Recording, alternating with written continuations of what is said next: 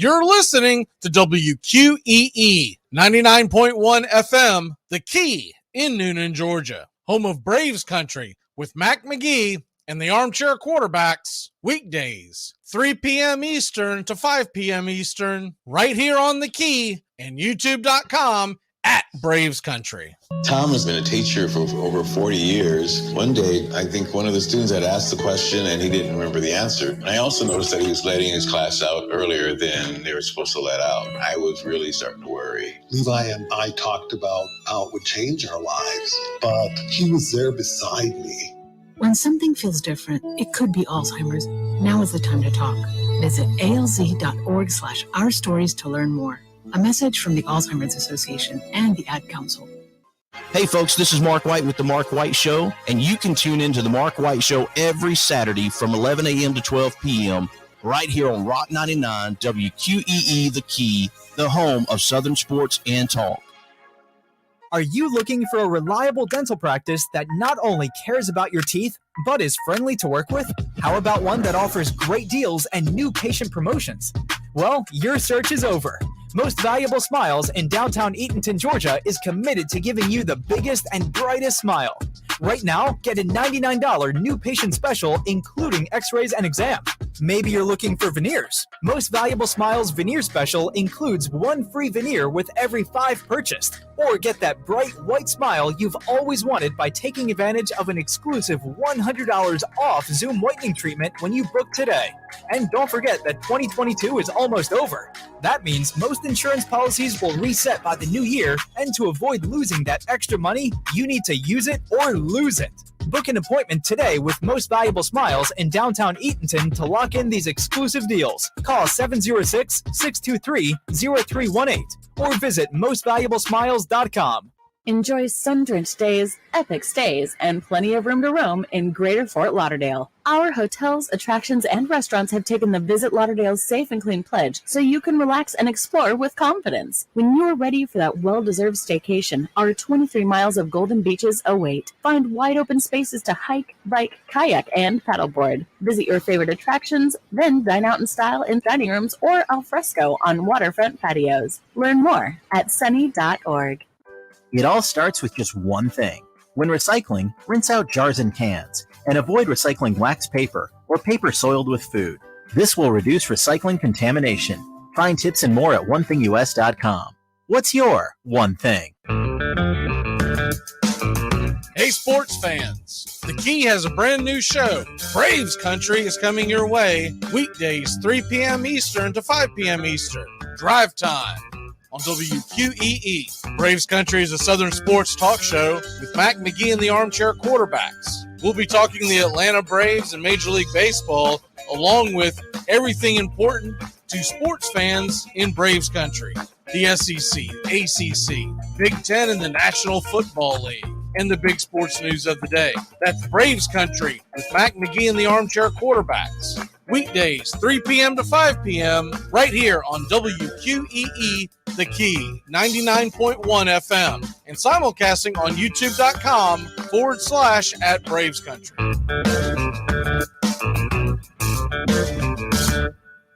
At Shell, we know from the time you get up to the time you wrap up, good night, there's a lot of meetups, eat-ups, and hurry-ups. So come to Shell and get 3 things done at once. Fill up with Shell V-Power Nitro Plus to help keep your engine running like new. Save up with the Fuel Rewards program and never pay full price for gas again. And snack up with in-store rewards to save even more at the pump. Make the most of the stop you need to make with Shell. And engines that continuously use Shell V-Power Nitro Plus premium gasoline. See full terms and conditions at fuelrewards.com. That's the sound of NyQuil Severe hard at work. NyQuil Severe is the best sleep with a cold medicine. No tossing and turning, just rest and recovery. So you're ready to take on tomorrow. For powerful relief of your worst cold and flu symptoms, try NyQuil Severe. The nighttime sniffling, sneezing, coughing, aching, stuffy head, best sleep with a cold medicine. Use as directed. Keep out of reach of children. Hey Braves fans, thank you for listening to Braves Country Baseball. Hi, I'm Mac Magee, and we are here to bring you play-by-play, pitch-by-pitch of your Atlanta Braves and bringing you spring training and 2 to 3 games a week all season long. Please like and subscribe today. Braves Country Baseball.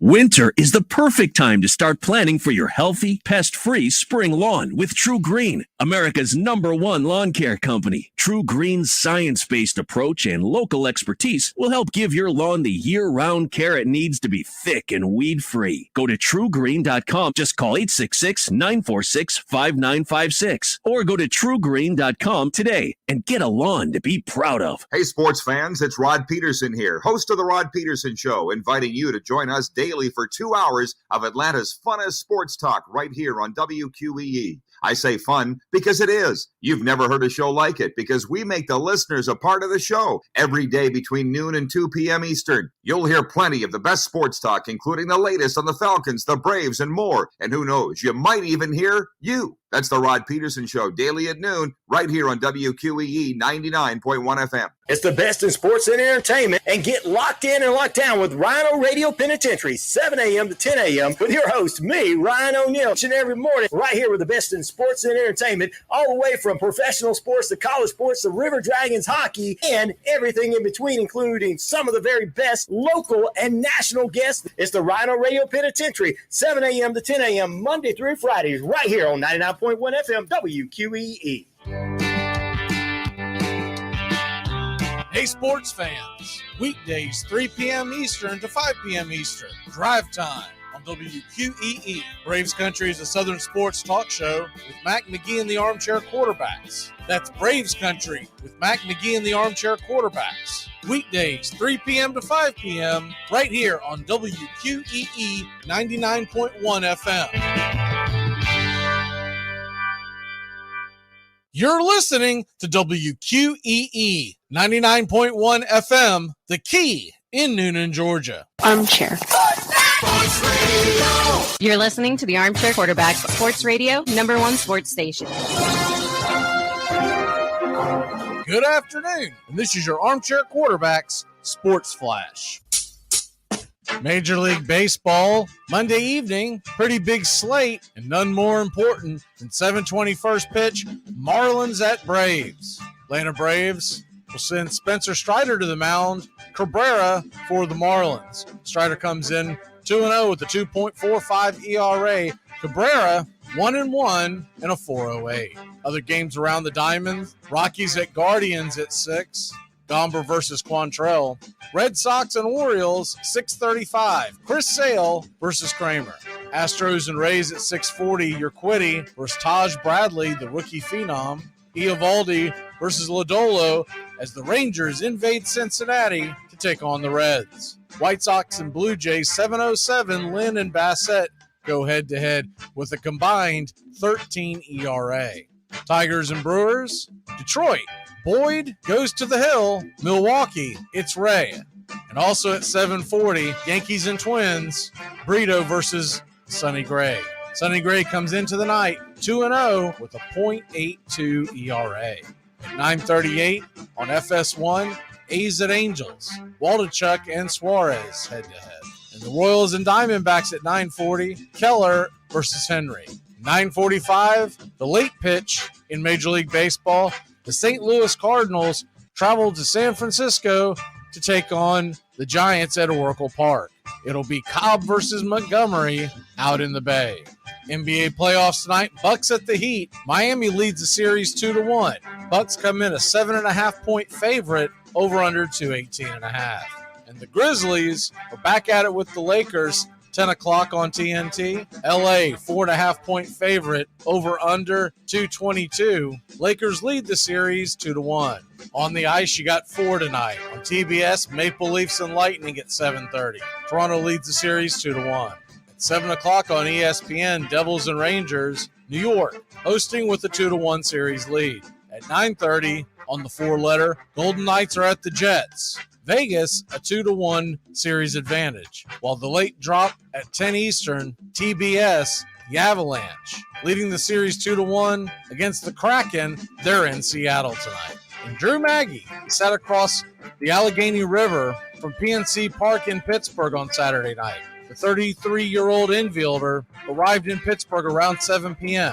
after just being called up by the Pittsburgh Pirates from AA Altoona. Magee, looking to possibly make his major league debut, is reminiscing as he started out to the ballpark. Quote, a lot of staring at the roof Sunday morning, just kind of a lot of thought. I thought about different moments and how crazy it is from my hotel room. I can see the stadium, a lot of sitting in the chair looking out, just like being, wow, I'm finally here. Magee was selected with outfielder Brian Reynolds going on the bereavement list. It's been a long road for Drew Magee, who played 1,155 games across 13 minor league seasons. Quote, I always believed this moment would come. There's a little bit of me that was like, you know what? You love playing baseball. Keep going no matter what, unquote. Magee has 6 hits, 31 at-bats, and 3 RBIs in Altoona this season. A career batting average of .254, 45 home runs, 354 RBIs. Magee, in tears in his locker stall, received a round of applause and several hugs from his teammates when he arrived. And the NBA is investigating Hawks guard DeJounte Murray actions towards officials at the end of the Atlanta's 129-121 home loss to the Boston Celtics in Game 4 of the Eastern Conference first-round series. Murray, who had 23 points, 9 rebounds, 6 assists in 40 minutes during Sunday's game, which saw the Celtics take a 3-1 series lead, appeared to make contact with a referee as Murray was walking off the floor. Murray then turned back and pointed and yelled at someone before exiting the court. Murray did not speak to reporters after Sunday's game. In these situations, the NBA typically makes a decision on discipline before the next game in the series. The Hawks will face the Celtics in Boston Tuesday night, and another Celtics victory will move them to the semifinals versus the 76ers. Murray is averaging 25.3 points, 7.3 rebounds, 5.8 assists, and 2.3 steals through 4 games in the series. He is in the first season with the Hawks after being acquired in a blockbuster trade with the San Antonio Spurs last summer. And that's your Armchair Quarterback Sports Flash. Stay tuned for Braves Country right here on WQEE 99.1 FM, The Key in Noonan, Georgia, simulcasting on youtube.com at Braves Country.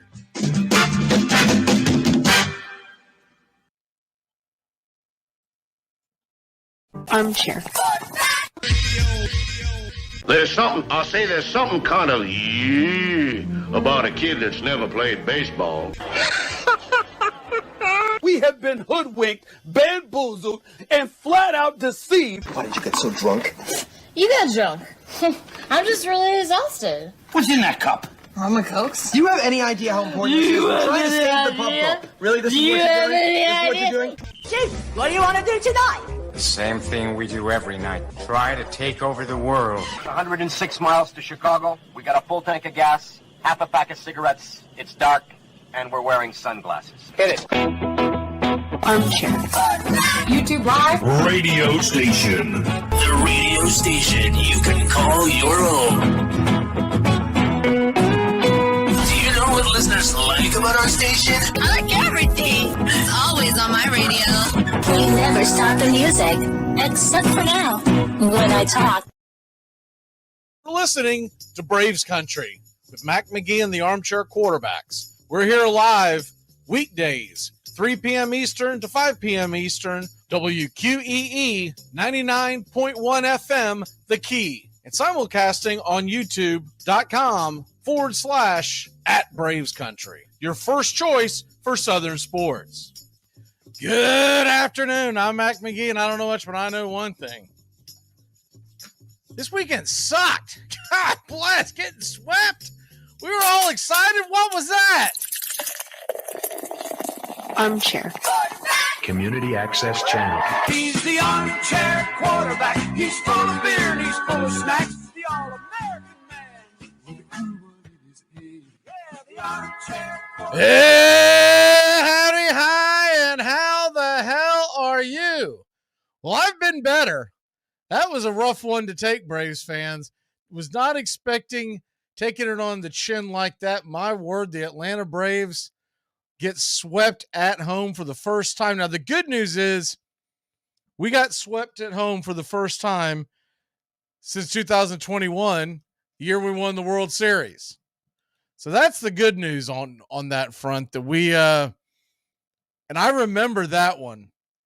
And what I remember about that one more than anything else was we got swept at home by Toronto, and they blew our doors off in every single facet of the game. And I remember thinking, man, this Braves team may not be very good. This is long before we made the trades to add Peterson and Soler, Rosario. All those guys ended up going nuts and helping us win the World Series. But I remember thinking not being very competitive in any of the games.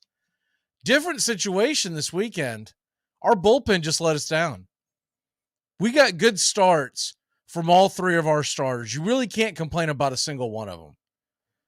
I mean, if you really want to nitpick, you can, but not really. Max Fried was phenomenal. And when it was going on, I was saying this. So this isn't, hindsight 2020 kind of junk. I felt like they should have kept him out there. Let him get out of the inning. He's your ace. Let him do it. Instead, they go to the bullpen, and what happens?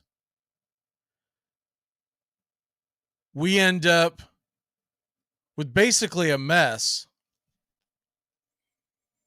And there goes that man again, Yordan Alvarez. We could not get this guy out the entire weekend. And why in the world you would want to pull Max Fried when I honestly felt like that he was pitching pretty darn well? But then you go in, and what you did there was you asked Anderson to do more than what he's expected to do. You expected him to go out there and pitch an inning plus. And I just think the whole thing unraveled. But anyways, Atlanta Braves end up losing that one 5-2. I mean, what a mess. What an absolute mess that was. 2 in the 8th to tie the game up. And then 3 in the 9th that just blew the thing wide open. We wasted a very good start by Max Fried, is what we did. And you go back on to Saturday, and the Saturday game, very reminiscent of the Friday game.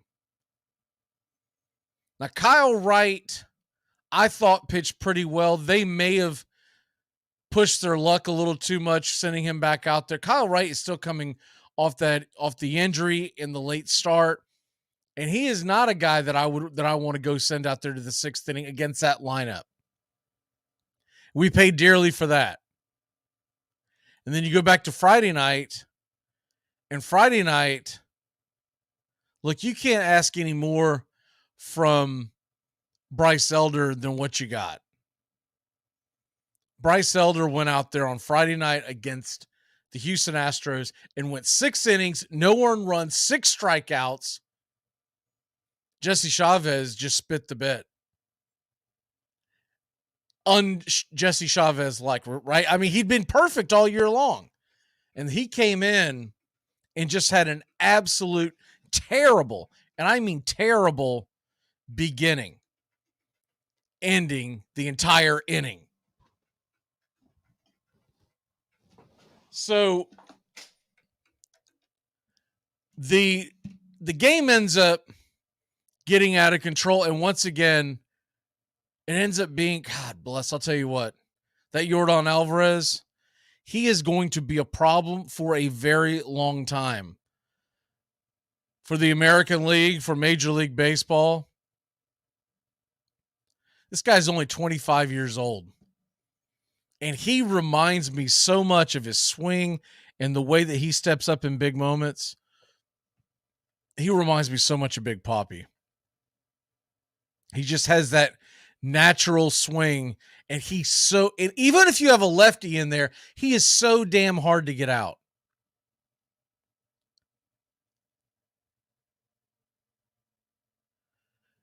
And so let me address a couple of the comments. Give me 1 second. But the Ozuna situation,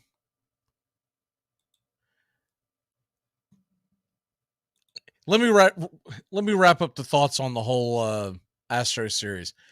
We played a competitive series. We lost every single game, and we lost by a very short margin. Very small margin, excuse me. And that's just one of those things that we're going to end up with a situation where sometimes, and look, last week we talked about this.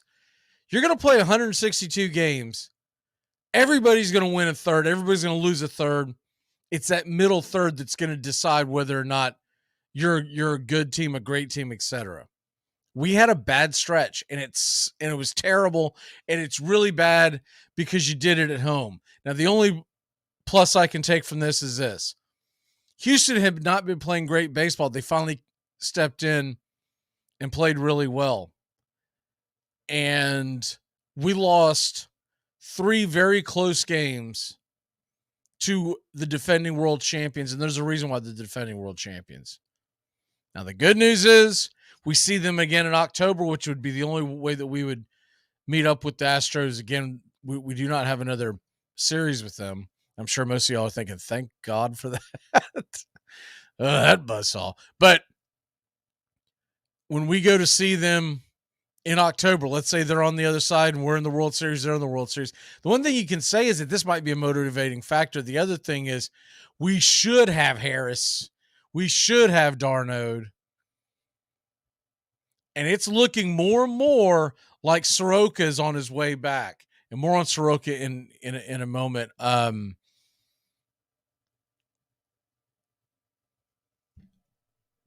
The question that was thrown at me, do you think this is the last time we see Ozuna in the lineup if he doesn't get a hit tonight? I'm tired of seeing him in the lineup, period.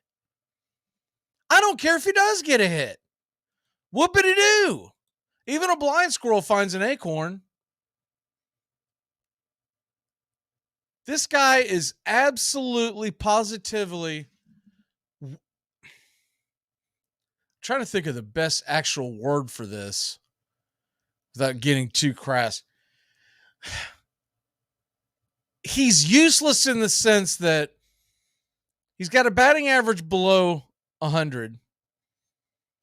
He has absolutely no exit velocity anymore. Every once in a while, he'll get lucky and run into one. But even with that being said, he's got, 4 base hits? Okay, 2 home runs. They were not against the better pitchers of baseball. Not to mention, they haven't come in big moments. And so you got a guy who is, look, let's be honest, and maybe there's a part of us that just doesn't want to admit this at this point. But you've got a guy at this point that we overpaid for. We made a terrible mistake. It happens. And I don't think it's a situation where you can go out here and say, okay, we got to make sure that we get everything out of him. We've gotten everything that we could possibly get out of him. And I, for one, am flat out just sick of it. You can't keep going in there. What's the old saying about the definition of insanity?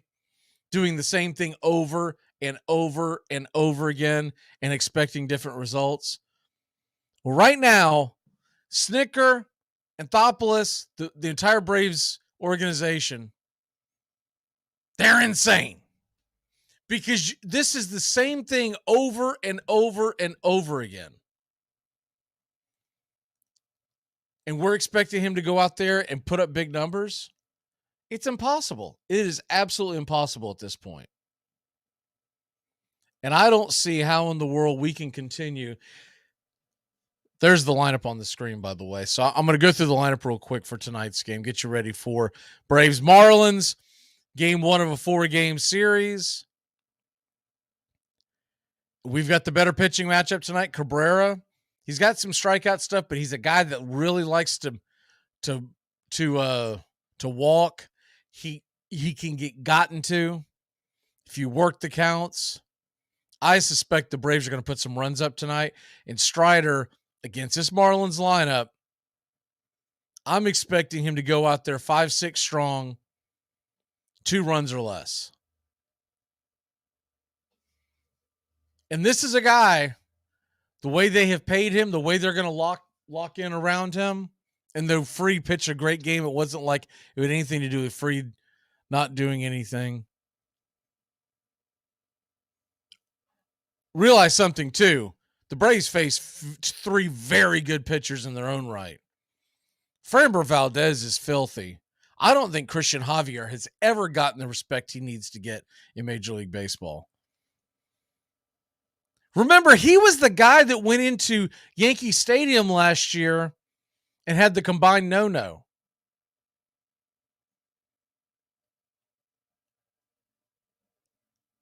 And they went out there and they pitched an incredible game in the playoffs as well. Hunter Brown they got to for a few runs. He's a rookie. He and I'll tell you what, they had him on the ropes. So they should have been able to get him off the rope. They should have been able to knock him out. And they let him get back out there and get his feet back under him. Hunter Brown's got great stuff. This Astros team is phenomenal. They're getting, man, I'll tell you what, they're getting good production out of some guys I was not as familiar with going into this series, but that Myers out in center field, I'm extremely impressed by him. Now, I think our center field is much better, but he didn't play. And Dubon at second base, filling in for Altuve. That kid can play.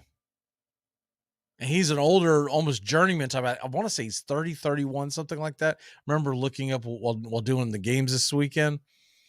I was surprised because he looks very young, but man, I'll tell you what, he can pick it, and he can absolutely come up with the big hits. But tonight you got Acuna back out in right field. You got Olsen, Riley, Murphy. That hasn't changed. Rosario. That's the problem that I've got in this lineup.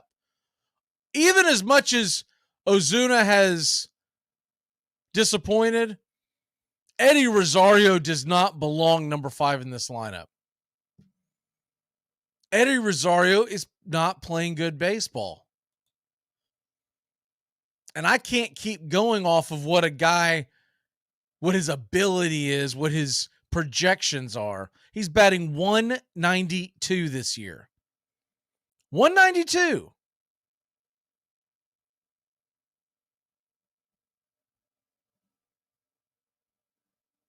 He's got an OPS of 484. What's strange is if you click on his actual numbers. Oh, never mind. I was on the wrong day. So he was batting 192. I thought that was a little high, but I was just going to go with it. He was batting 192. Eddie Rosario now is batting 175. 175 with a 484 OPS, and we have him batting 5th in this lineup. I don't care if it's lefty-righty. First of all, last time I checked, Ozzie Albies was a switch hitter. Put him behind Murphy. What do we have to do? And what do we have to do to get Sam Hilliard some at-bats higher in this lineup? Sam Hilliard is behind Rosario and Ozuna. What in the hell is going on? That makes 0 sense. You talk about a pit. Listen to 4 of the 5 guys, or it's going to be 4 of the 9 guys that are going to be in the lineup tonight. Rosario's batting 175. Marcell Ozuna's batting a comical 078. I think I said 4. I meant 3. And then Adrianza, he's doing Adrianza type things. He's 0 for 4 on the year. He's in the starting lineup over Vaughn Grissom. I really think that's just to get Adrianza some work. McHugh, I'm expecting him to be. I haven't seen the update. I'm going to check it real quick. But McHugh, I would expect that he gets added tonight before the game. Have not seen an announcement for it, but there's a lot of stirring. He was in Atlanta this weekend working with the team after doing a couple of outings. Hey, look, Max Fried, you could not ask for anything more than 6 2/3 innings, 3 hits allowed, and 5 strikeouts against the defending world champs. And he is just spinning it. Unbelievable, talented pitcher. And I thought it was pretty cool. There were some pictures out there.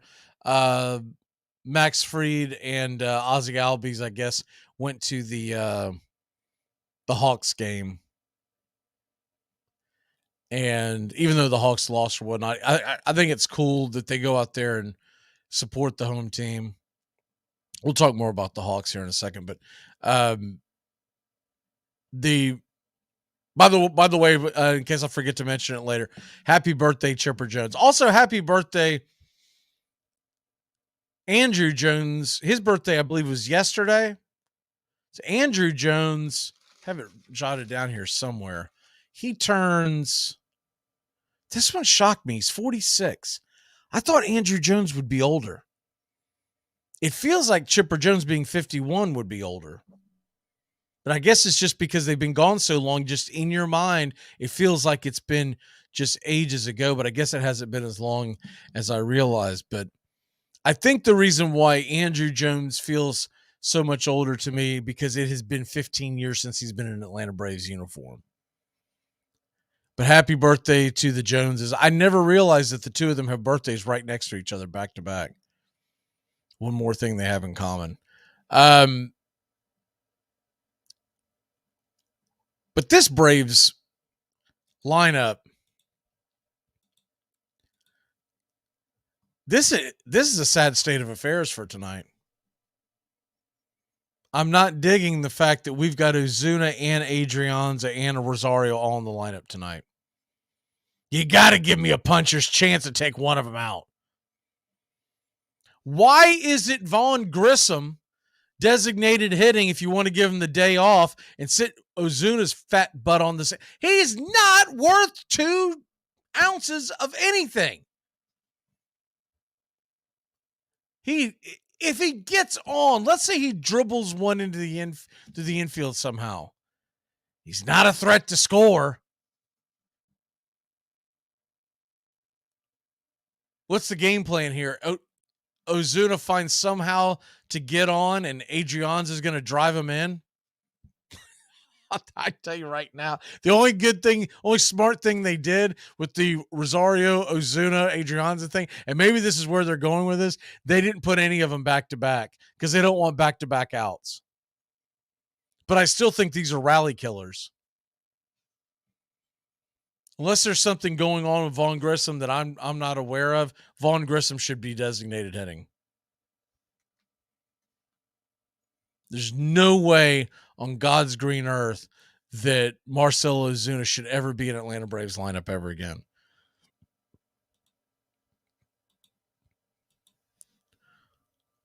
Vaughn Grissom, at least when he's at the plate, looks like that he has somewhat of a plan. And he's had a couple of big hits, and I wouldn't say he's lighting the world on fire. But at least if Vaughn Grissom gets on, he's a threat to score.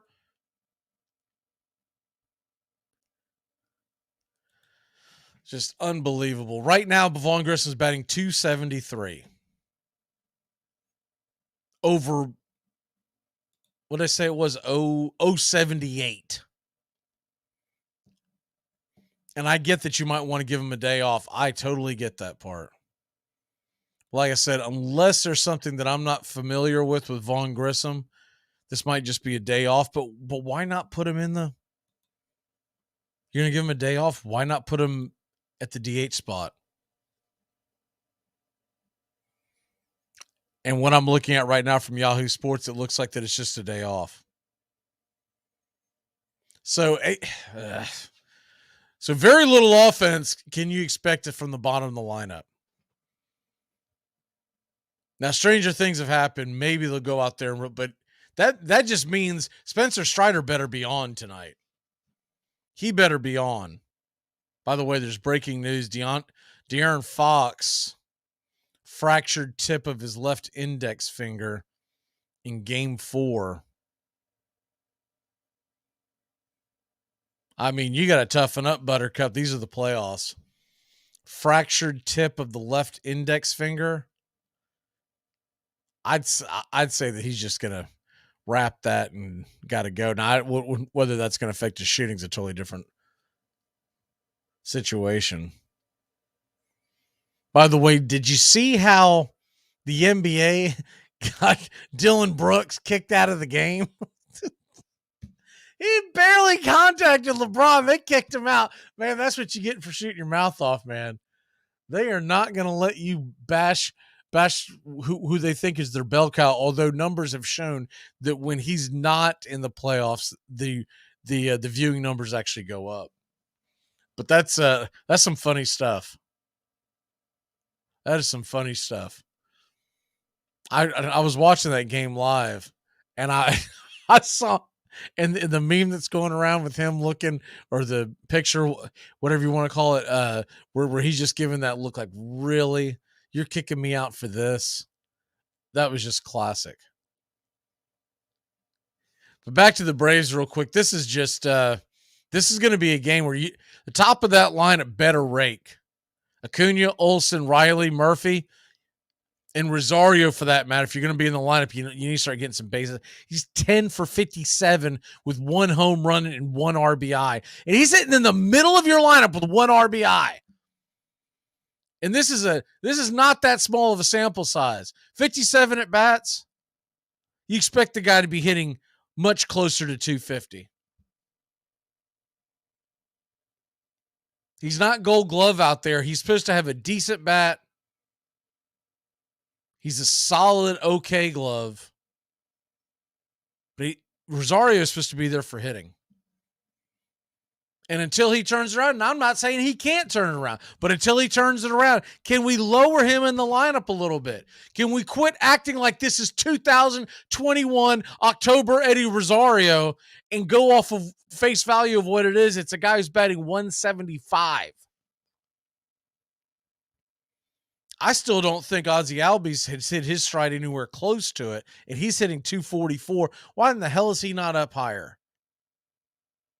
Why is Sam Hilliard is batting 317? He has 16 less at bats. 16. That's damn near a week. That's over 5 games, or just about 5 games. 4, 5 games, depending. So he's played that much less than Eddie Rosario, 16 less at bats, and he has 3 more hits with the same amount of home runs, twice as many RBI. And oh, by the way, if he gets on, he has 3 stolen bases. I don't know what it's going to take to get Ozuna out of this lineup. I mean, obviously, when d'Arnaud and Harris come back, Ozuna's gone. I would be shocked if he wasn't. But that doesn't mean, even if you're handcuffed, they're saying, well, we got to keep him on the roster. Okay, I get it. You don't have to put him in the lineup. Not against a right-hander. If you're going to take a swat at it, wait till there's a lefty on the hill, which, by the way, there's a lefty in the series. I saw Bryson Garrett's going to be pitching I think Thursday. At that point, like, I can almost stomach it when there's a lefty on the hill, because you're like, okay, he sucks, and we know he sucks. Heck, he probably knows he sucks at this point.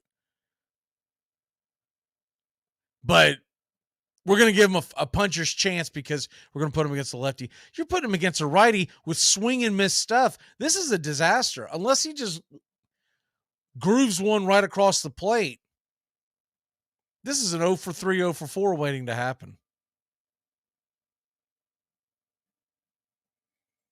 And I was trying to do some reverse psychology recently because when I got on to Murphy's case, he has been raking ever since. I've been standing on top of Ozuna's case for 2 weeks. He ain't done nothing. He doesn't have a pulse or anything. It's unbelievable that they can still put him with a straight face, hang that lineup in the locker room and say, Ozuna, you're hitting 7th. They got to change that DH too. It's a DO. He's not a designated hitter. He's designated out. We have designated you are the guy that is going to get the out tonight. I've said this before, but man, I would rather see Max Fried up there pinch hitting, DHing. Max Fried was a pretty decent hitter when given the opportunity, and he would also drop a bunt, and he's got speed. But you can grab anybody off the bench. Put him at the DH spot. Vaughn Grissom. My God. Can Travis d'Arnaud not DH? Go shake those cobwebs. Come on, man. It's been almost a month. You're teetering on the Tua Tagovailoa territory. I mean, is he going to be back? Is he still telling people he's Batman? What's going on? Does he need a Snickers? What's going on here? All right, let's take a quick break. When we come back, we're going to hit up some other things, including the Hawks, some other things went on in Major League Baseball you might have missed. We got the NFL draft coming around the corner. It's on Thursday. Tones is on the way, and we are going to do a mega mock in the next hour. We'll be back in a flash here on Braves Country. Keep it locked in here on WQEE 99.1 FM. The Dixie Handle Company, 5 generations of the Strickland family, have produced quality hardwood farm and garden tools, wooden shutters, and custom furniture. This small business has been owned and operated since 1992 and ships to customers across the world. If you're looking for the highest quality tool handles, Dixie Handle Company is your place. Every item is hand-picked to your specifications. If it's made of wood, they do it. Call now, 931-722-3395. That's 931-722-3395. Or go online to DixieHandle.com. The Dixie Handle Company. Welcome to Craftsmanship, a proud sponsor of Braves Country Baseball.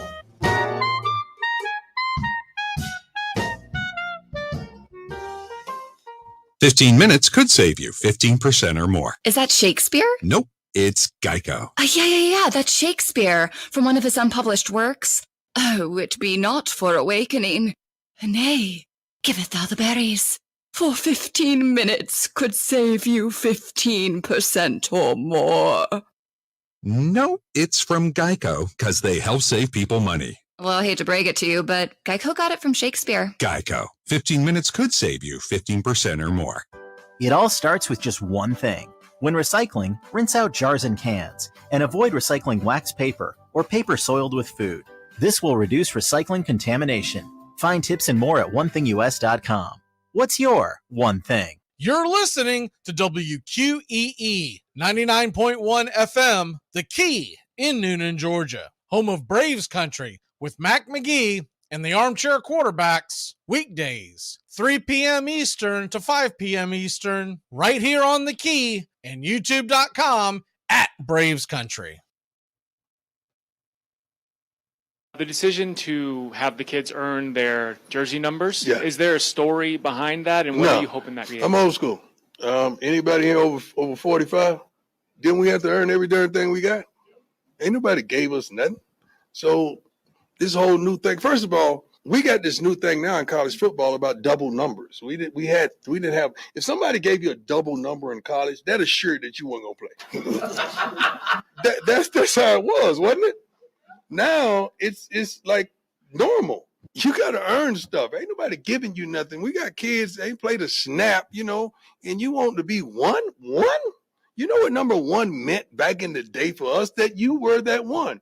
Now you got number one getting the frame tore out of him out there on the field. Like, come on, you got to be crazy. Armchair.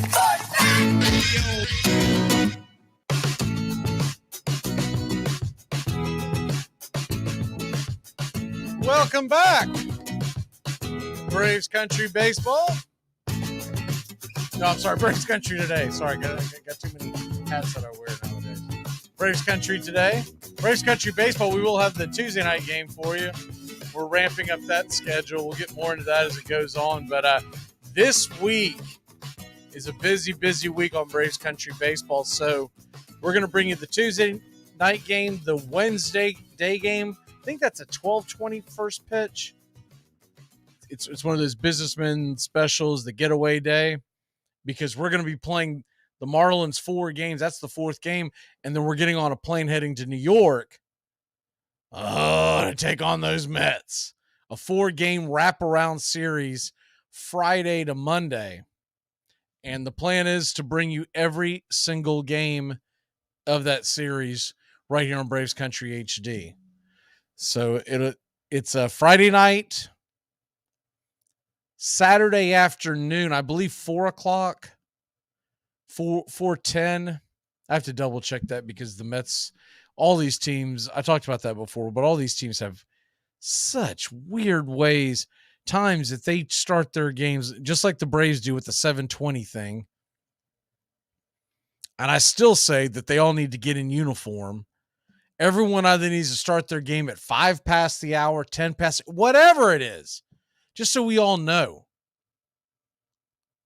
It should be known that in your hometown, your baseball game is going to start at 6:05 or 7:05, whatever they decide, local time. And that just be kind of the way it's going to be. Or 6:10. The 20 minutes is goofy. That's just way too long. But yeah, we're 7:20 tonight, 7:20 tomorrow night. We'll have that game right here on Braves Country HD. And then Thursday, it's probably 12:20. Yeah, it's 12:20. And then the Mets series, they start at 10 after the hour. That is 7:10 on Friday. All these games will have 4:05 on Saturday. And then Sunday, 1:40. Imagine keeping up with that if you're a Mets fan. 10 after, 5 after, 40 after. And then Monday, another early game for the Braves. It's a Monday 1:10 game. So I expect you to remember absolutely zero of this, but it'll be 7:10, 4:05, 1:40, and 1:10 during the Mets series, and we're going to bring them all to you. And during that time period, so basically from this coming Thursday until the following Tuesday, we will bring every single game of Braves Country Baseball to you. And well, we won't get too into the weeds of what it'll look like next week. But next week we've got a busy week as well, as they're playing the Marlins, and then next weekend we're gonna welcome in. So we go after we play the Marlins here in Atlanta for 4, then we go to New York for 4, Miami for 3. So we're gonna play the Marlins 7 times over the next week, 10 days. And then we come back home and we're going to host the Orioles. And that homestand, thankfully, there's an actual day off built into the homestand.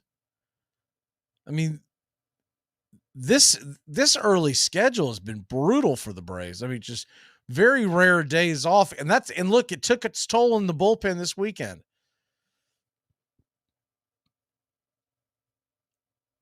But you got the Red Sox coming in as well in early May.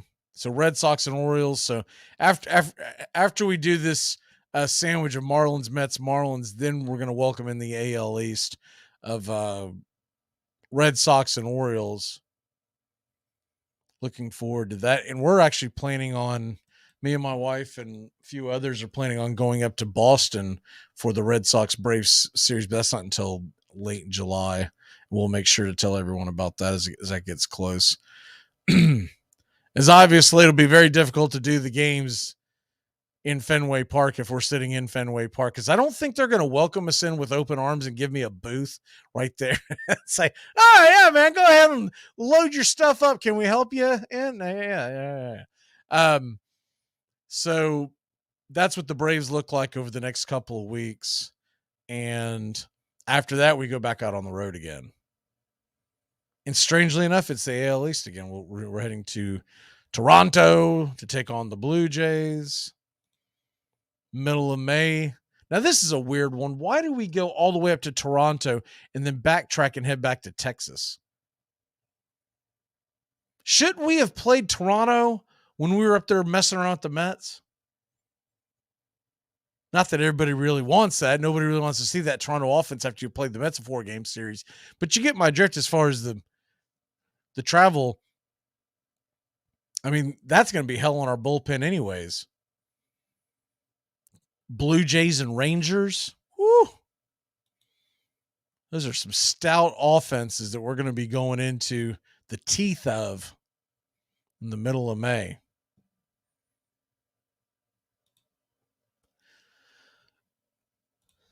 Shout out to anyone who caught us this weekend. We had a really, really good weekend on the Friday and Saturday night ball games. I got the numbers back this morning, and we were pleasantly surprised with all the views and watch hours and whatnot.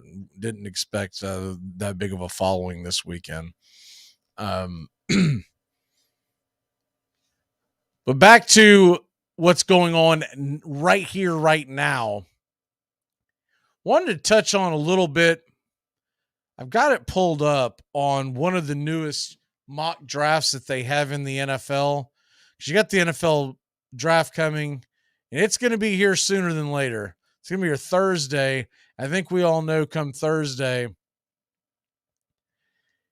the entire sports world is just going to be engulfed in the draft. And look, we're going to cover the draft too. I'm not going to sit here and bash it. Everybody loves the draft because what the best part about the NFL draft is, it's very simple. People say, well, why do they make such a big deal out of it in the NFL draft, but they don't make a big deal out of it in,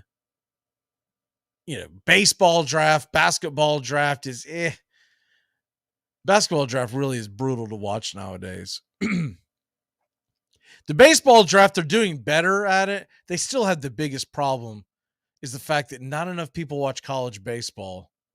So you don't really know who these players are. You can read up on it, and that's helped it to a degree, but you don't really know who these players are. The NFL draft is always going to be king because college football, of all the other sports in college, it's king. People watch college football, so people know who a lot of these guys are. Now, those of us who know way too much about it, that's because we're doing deep dives and we're reading about it, et cetera, et cetera, et cetera. And so that doesn't necessarily mean that we've actually watched most of these guys play, but we've read up on it, and that's kind of where you get from there, right? But all in all, the NFL draft is always going to be king of any draft because you know who these players are. And the problem with the NBA draft is, and I believe a lot of sports fans know a lot of these kids in college basketball, more so than they do in baseball. But the problem with the NBA draft is this. Any NBA fan who has followed their sport for any period of time, they know one thing. There's about 5, maybe 7 guys in every draft that actually make a difference long term.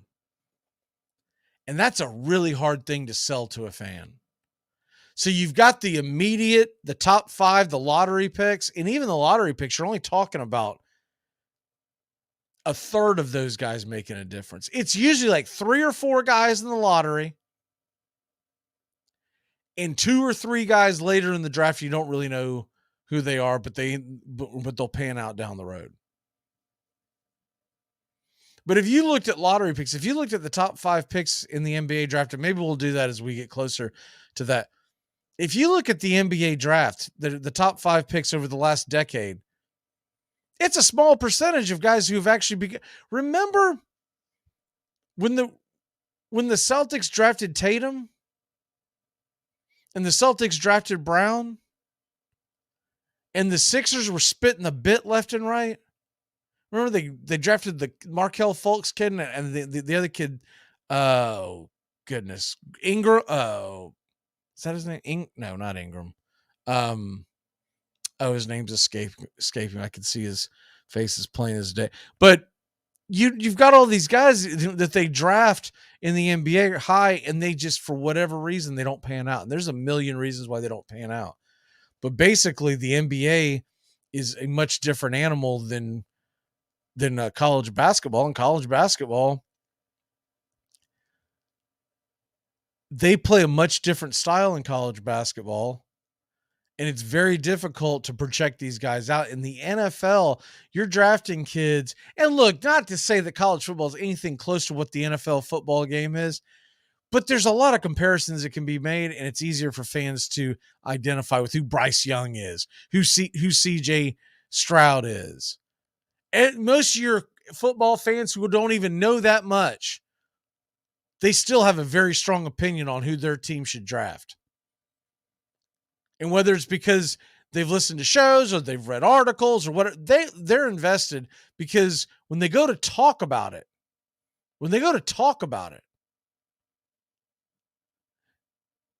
the biggest thing is they've got it. Every fan has a strong opinion, or at least this is my take on it. Every fan has a strong opinion on who their team should draft because they just watched their team. They understand what their team need is, and they understand who the top 4 or 5 players are at that position.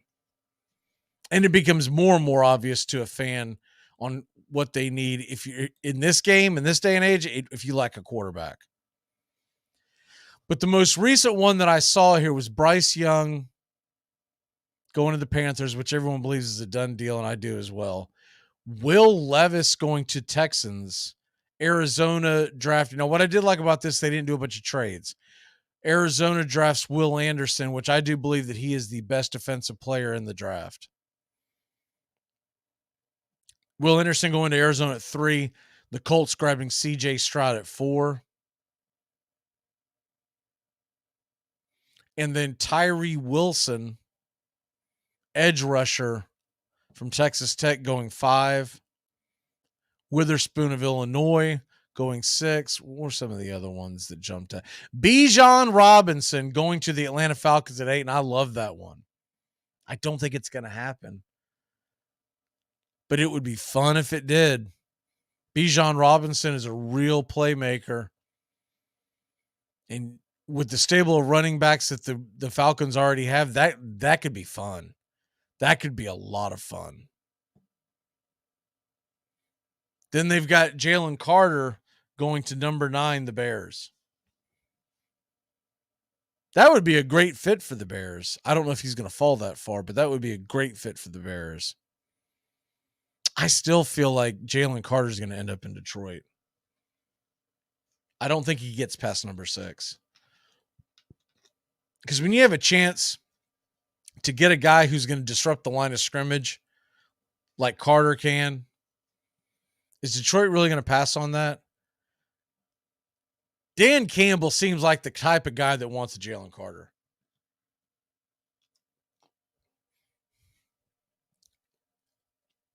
And then they've got Minnesota drafting Anthony Richardson at 10. And Tennessee drafting the guard Osiris Torrance at 11. I I would just be shocked if Anthony Richardson falls as far as 10. And I don't get, and this one here they did project a trade because the Eagles are actually drafting there.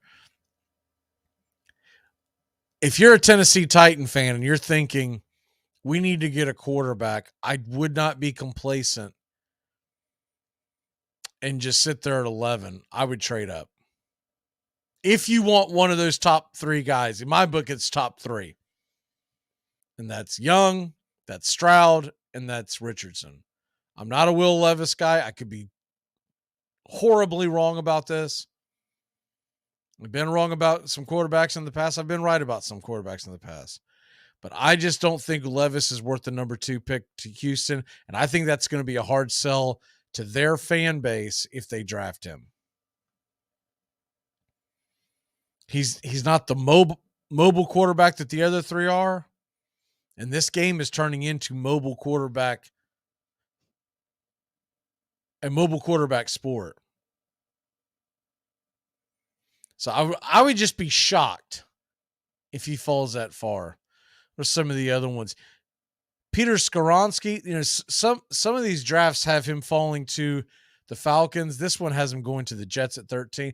But one thing that concerns me, because this has come up with other linemen in other drafts, and it always tends to be an issue. They were saying on Pro Football Focus the other day that his biggest knock, Skoronski's got short arms. That's not something you can work on. I mean, unless you're going to be like Bobby Brady and hanging from the jungle gym. I don't know how you're going to get your arms any longer. So you got short arms. If you have short arms, typically what that means is that they're going to put you at guard. And I don't think offensive guard is worth a top 15 pick. And I darn sure don't think it's worth a top 8 pick with the Falcons at 8. When we did our mock draft earlier this month, we had him going pretty high, but I had not seen that about his arm length, and that's concerning. Not that he can't be a good player. He can probably be a really good guard. But I'm not drafting a guard. If I'm drafting an offensive lineman that high in the draft, I want a tackle. I want a right tackle or a left tackle, preferably. But I want a tackle that I can sit on my ends for the next 10 years, and that can be a pair of bookends that my quarterback can stand back there and not worry about getting his head blown off by an inside rush. Everybody's got Joey Porter Jr. either going to the Commanders at 16 or the Steelers at 17. What was the other one that Jordan Addison, wide receiver, going to the Buffalo Bills? That's an interesting one to me. Jackson Smith-Jigba going to the Ravens at 22. This was NFL. Was this Pro Football Focus or is this NFL? This is NFL. NFL.com's. The other one, Zay Flowers. Oh man, Zay Flowers to Kansas City. Whoo, look out. That is hot coffee coming in. Zay Flowers gets mixed up with Patrick Mahomes.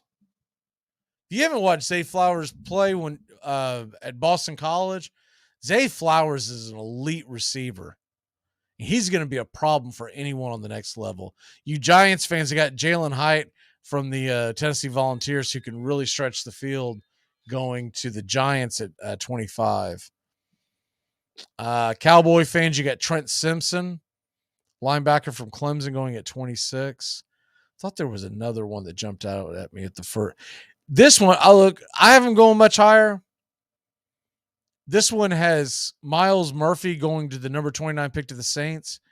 If he falls to the Saints at 29, that's an absolute steal. Miles Murphy was a problem for anyone that played Clemson all throughout his college career. Here's an interesting one. Hendon Hooker, number 30 overall, with a projected trade with the Eagles going to the Las Vegas Raiders. Everybody's got the Raiders drafting a quarterback high in the draft. Why did they go out and get Jimmy G if they're going to go out there and spend spend money.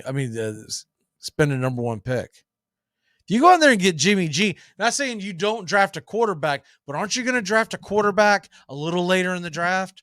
Are you really going to go out there and go bananas and say, well, we got to get out here and we got to throw. If you get Jimmy G and you're trying to turn it around and trying to make some kind of a playoff run, this is very Jordan Love-like, where you go and you draft a quarterback.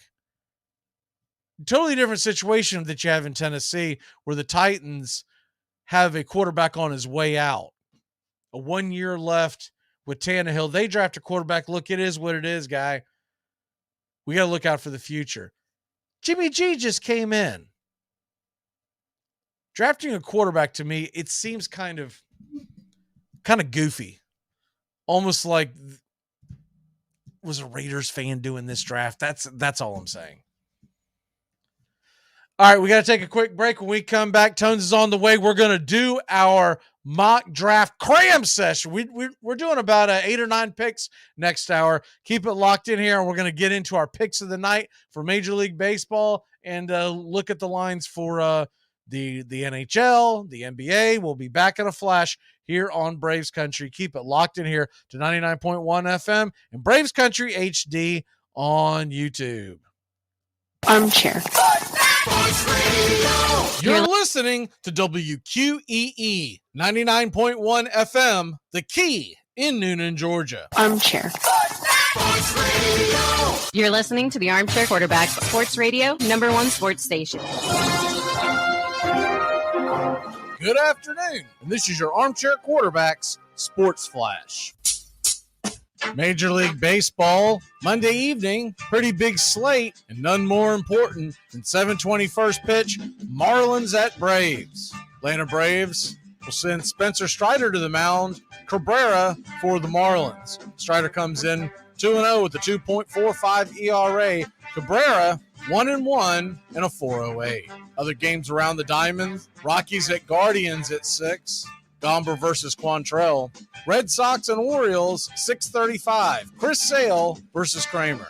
Astros and Rays at 6:40. Urquidy versus Taj Bradley, the rookie phenom. Eovaldi versus Lodolo as the Rangers invade Cincinnati to take on the Reds. White Sox and Blue Jays, 7:07. Lynn and Bassett go head-to-head with a combined 13 ERA. Tigers and Brewers, Detroit. Boyd goes to the hill. Milwaukee, it's Ray. And also at 7:40, Yankees and Twins, Brito versus Sonny Gray. Sonny Gray comes into the night 2-0 with a .82 ERA. At 9:38 on FS1, A's at Angels, Waldichuk and Suarez head-to-head. And the Royals and Diamondbacks at 9:40, Keller versus Henry. 9:45, the late pitch in Major League Baseball. The St. Louis Cardinals traveled to San Francisco to take on the Giants at Oracle Park. It'll be Cobb versus Montgomery out in the Bay. NBA playoffs tonight, Bucks at the Heat. Miami leads the series 2-1. Bucks come in a 7.5-point favorite, over under 218.5. And the Grizzlies are back at it with the Lakers, 10 o'clock on TNT. LA, 4.5-point favorite, over under 222. Lakers lead the series 2-1. On the ice, you got 4 tonight. On TBS, Maple Leafs and Lightning at 7:30. Toronto leads the series 2-1. At 7 o'clock on ESPN, Devils and Rangers. New York hosting with a 2-1 series lead. At 9:30 on the 4-letter, Golden Knights are at the Jets. Vegas, a 2-1 series advantage. While the late drop at 10 Eastern, TBS, the Avalanche, leading the series 2-1 against the Kraken. They're in Seattle tonight. And Drew Magee sat across the Allegheny River from PNC Park in Pittsburgh on Saturday night. The 33-year-old infielder arrived in Pittsburgh around 7 p.m. after just being called up by the Pittsburgh Pirates from AA, Altoona. Magee, looking to possibly make his major league debut, is reminiscing as he started out to the ballpark. Quote, a lot of staring at the roof Sunday morning, just kind of a lot of thought. I thought about different moments and how crazy it is from my hotel room. I can see the stadium a lot of sitting in the chair looking out, just like being, wow, I'm finally here. Magee was selected with outfielder Brian Reynolds going on the bereavement list. It's been a long road for Drew Magee, who played 1,155 games across 13 minor league seasons. Quote, I always believed this moment would come. There's a little bit of me that was like, you know what? You love playing baseball. Keep going no matter what, unquote. Magee has 6 hits and 31 at-bats and 3 RBIs in Altoona this season, a career batting average of .254, 45 home runs, 354 RBIs. Magee, in tears in his locker stall, received a round of applause and several hugs from his teammates when he arrived.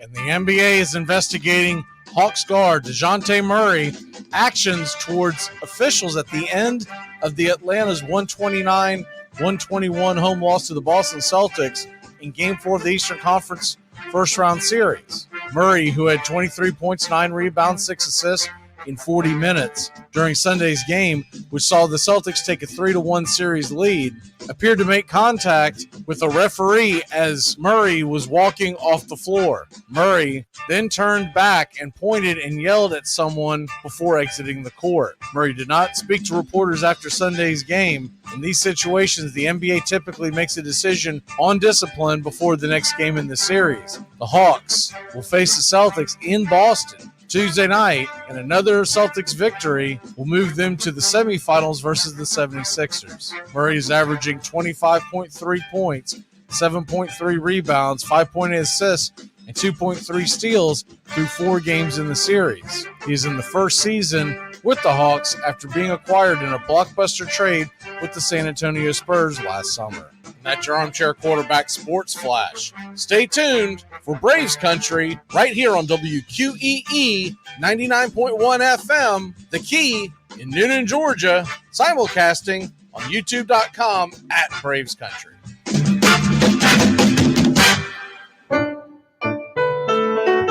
Hey, Braves Country. Braves Country HD is bringing you Braves Country Baseball. Braves Country comes to you every Tuesday night and Friday night and 2 bonus games every week. Hi, I'm Mac Magee, and we'll be bringing you play-by-play, pitch-by-pitch of your Atlanta Braves. It's free to listen. Please like and subscribe. YouTube.com/at Braves Country. Braves Country Baseball for the fans, by the fans.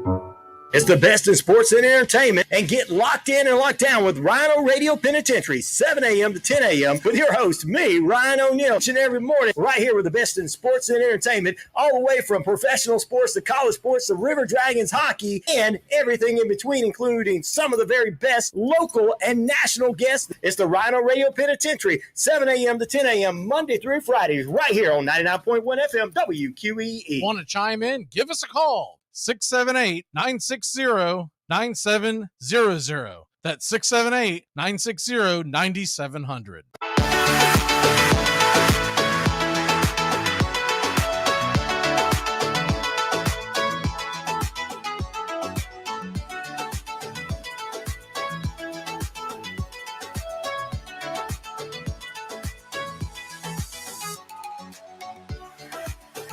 Welcome back. Joel Embiid, diagnosed with sprained LCL, will be reevaluated midweek. That'll be interesting there. Man, that guy always seems to be injured. They're showing the video of how it happened. I believe he was tying his shoe and he sprained his LCL. But Hawks, Celtics, Game 5 will be tomorrow in Boston. And I keep checking, refreshing to see if there's any kind of information on this. If you missed this, DeJounte Murray, really strange situation where he's leaving the court. Is at the end of the game, Atlanta had lost 129-121 for those who didn't watch it. And the Celtics go up 3-1. This game is in Atlanta. And Murray, by the way, has had a very good series. 23 points, 9 rebounds, 6 assists yesterday. Played 40 minutes. So this isn't, for those of y'all who don't follow this isn't like a ho-hum, no big deal. They should be okay without him. They lose DeJounte Murray, and I don't think Atlanta's going to win tomorrow anyways, but your chances dwindle drastically. But there's a video of as he's leaving the court, he bumps into the referee as he was walking off the court, and then he turned back and yelled something, but also he almost kind of like tried to jump at him.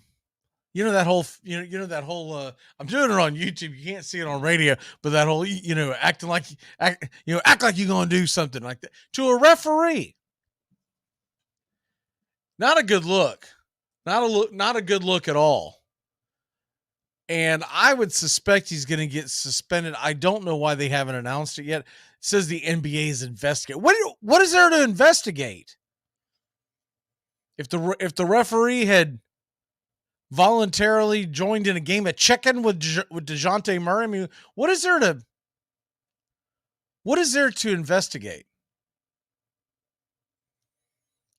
But the other thing is, assuming he's going to be suspended a game, why wouldn't you tell the Hawks ahead of time?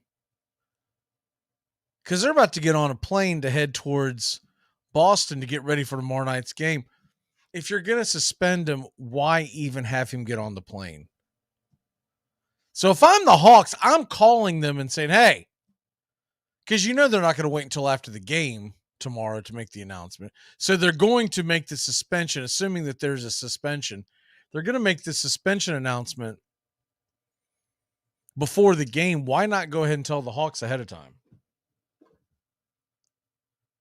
Keeps him from having to get on the plane, but it also prevents a lot of the other nonsense. When you land in Boston, you got the media there wanting to ask about why he tried to punk out an aging referee. Anyways, terrible look for the whole thing. Back to baseball real quick. Tone's about to join us, and we're going to jump into the NFL draft. Braves, as you see over my shoulder, they lead the National League East by a half game because the Mets lost again to the Giants. And you got to love that, because while we're getting our nose mashed by the defending world champions, the Mets are out there losing to a pretty bad Giants team. That was their first back-to-back wins of the year. That tells you anything about the Giants. And I think we're catching the Mets at a pretty good clip. They're saying that Justin Verlander probably has one more rehab start, and then he'll be ready to come back and, make his debut as a New York Met. And that rehab start won't take place until Friday, which means Justin Verlander will probably, the way it plays out is that he would probably be coming back somewhere around May 3rd. And if you look at why they may wait till that, the Mets are playing at his old team, the Detroit Tigers. So I believe we're going to dodge Verlander. We're probably going to get Scherzer on that last game of the series, that Monday afternoon game at 1. The way it's being projected right now, it'll be Bryce Elder versus Max Scherzer. And normally you'd say, advantage New York Mets, but Bryce Elder's pitched pretty darn good, hasn't he? And Max Scherzer is not. And if he was pitching well, he wouldn't be putting sticky stuff all over his hands. We got Tones coming in, so let me go ahead and join him into the stream here, and I'll get this off the board. Try to get this kind of set up a little normal. Tampa Tones, how are you today, sir? Good, brother. It's Monday. We got a boatload of playoff games tonight, and we have a boatload of baseball tonight around the diamond. And I'm heading to some Monday Night Raw wrestling tonight, so it's going to be an exciting night for a Monday for me. Good old Monday Night Raw wrestling. Yes, we'll be doing the breakdown at 5:01 today on that. I am a little pissed with how the schedule's aligned. I do miss the Lightning tonight, but I'm hoping they could get a victory while maybe I'm bad luck, you know? So the Lightning are playing tonight? Yes, sir. At 7:30 Eastern puck drop. No, I'm trying to figure out what your issue is. So you got the Lightning playing tonight. What are the other things that are keeping you from watching the Lightning? Well, I'll be at Monday Night Raw. You don't have two devices? I do have. No, I'm saying I'll be there in person. You're going to the Grab Ass event. Correct. Yeah. Oh, I didn't know you were going to go play Grab Ass. I thought you were just going to watch Grab Ass on the TV. I'm spectating the Grab Ass in my chair, in my tight chair, may I say, but I'll be there, man. So it's in Chicago? Yes, sir. It's right outside of Chicago at Allstate Arena in Rosemont, so it's pretty much Chicago. Okay. Well, that's pretty cool, I guess, if you're into that kind of stuff. Should be interesting one way or another. I guess, Bad Bunny is supposed to be there for any musician fans out there, so it'll be interesting. We'll see. But I miss playoff hockey. That's the one downside. I mean, okay. So now I get where you're coming from. I thought you had okay. And this happened last year. Actually, you got your phone. You can stream it on your phone as you're sitting in there. How far back are you from the rink or the ring? I guess. I think we're like 18 to 20 rows off. We're in the 100 level, a little bit backing off. Well, all I can tell you is I would look for you, but I don't think my TV gets that stuff. I think my TV's allergic to that kind of I've tried to put it on before and somehow my wife grabs the remote and turns it off immediately. So something tells me that I won't be able to catch your but if you do end up on the tube, send it to me and we'll figure something out about it. Yeah, absolutely. And the Cubs off today? Yeah. Yep, they're off today, so thank gosh. And the Bulls, they're off, so the only thing you're missing is the Lightning. Yeah, the Bulls are done for, the foreseeable future. They're shelved. They're put on a shelf. They might be done for years. Hopefully not. I'll tell you what you're missing that I think is bigger than that, man. Rays Astros tonight, 6:40. Oh, man, I am mad I'm missing that one as well. Between the Lightning and the Rays Astros, oof, man. Woody versus Bradley. I'm curious to see what Bradley does. I like Taj Bradley a lot. He's kind of a guy who has sended up their system. He's got 17 strikeouts and 10 innings pitched. I think he's going to be really good. And, the Rays are one of those teams like the Braves and like the Guardians. Those three franchises can just, mold a good pitcher into a great pitcher, an okay pitcher into a good pitcher. When you're the Braves, Rays, or Guardians, you really never seem to worry about start and pitch in depth. Well, we could use some. By the way, so Soroka had another good outing, and there's talk now that Soroka may be coming up to join the bullpen in the very short future. And that would be exciting for you guys. You think that would be a permanent bullpen fixture, or would they stretch him out of Not permanent, but maybe long-term this year, unless there's an injury. Hey, and if you could, my philosophy's always been this: it'd be ideal to get those guys to start, but as long as you're getting your top arms on the field one way or another, that's a win. I mean, look, I'm in favor of a 6-man rotation, but every time it has gotten brought up to Anthopoulos, he always seems to go back on the whole, it's really hard to navigate your bullpen when you only have 7 guys in there and you got 6 in your rotation. So, and look, I get that.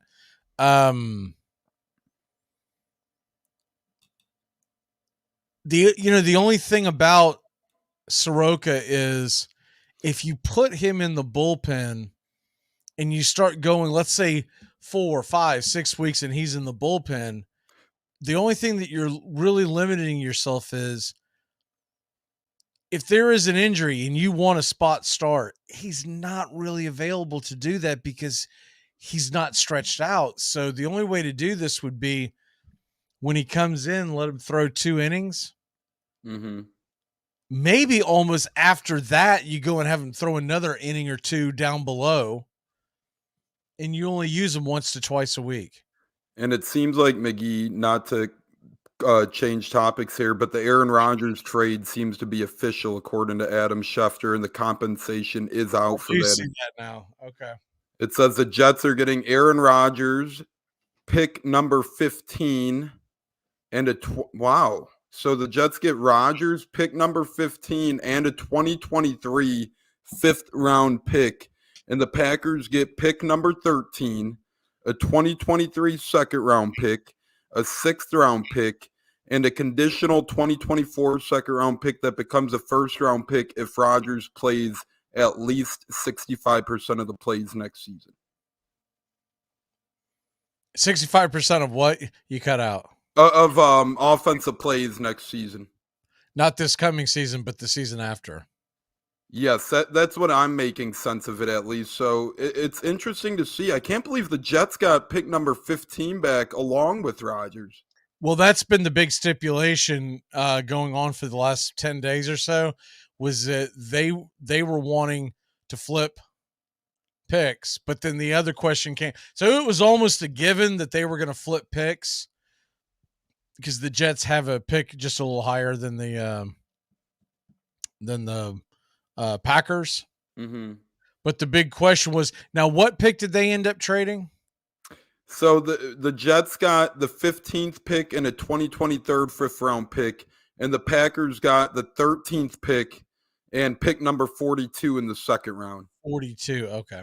Because we're about to hit that pick, and so that's why I was curious. All right, let's take a really quick break and reset. When we come back, we got ourselves a cram session on the NFL mock draft. We got you about 8 or 9 picks, and we're going to rattle off here. We'll be back in a flash here on Braves Country. Keep it locked in here on the Key. Hey, sports fans, it's Rod Peterson here, host of The Rod Peterson Show, inviting you to join us daily for 2 hours of Atlanta's funnest sports talk right here on WQEE. I say fun because it is. You've never heard a show like it because we make the listeners a part of the show every day between noon and 2 p.m. Eastern. You'll hear plenty of the best sports talk, including the latest on the Falcons, the Braves, and more. And who knows, you might even hear you. That's The Rod Peterson Show, daily at noon, right here on WQEE 99.1 FM. Enjoy sun-drenched days, epic stays, and plenty of room to roam in Greater Fort Lauderdale. Our hotels, attractions, and restaurants have taken the Visit Lauderdale's Safe and Clean pledge so you can relax and explore with confidence. When you're ready for that well-deserved staycation, our 23 miles of golden beaches await. Find wide-open spaces to hike, bike, kayak, and paddleboard. Visit your favorite attractions, then dine out in style in dining rooms or al fresco on waterfront patios. Learn more at sunny.org. It's the best in sports and entertainment, and get locked in and locked down with Rhino Radio Penitentiary, 7 a.m. to 10 a.m. with your host, me, Ryan O'Neill, each and every morning, right here with the best in sports and entertainment, all the way from professional sports to college sports to River Dragons hockey and everything in between, including some of the very best local and national guests. It's the Rhino Radio Penitentiary, 7 a.m. to 10 a.m. Monday through Friday, right here on 99.1 FM WQEE. At the tone, leave your name and message. I'll get back to you. This is Shirley from the bank. The answers are no, no, and yes. No, we won't loan you money. No, we won't accept any cosigners. And yes, your account's overdrawn. I get off at 4:30.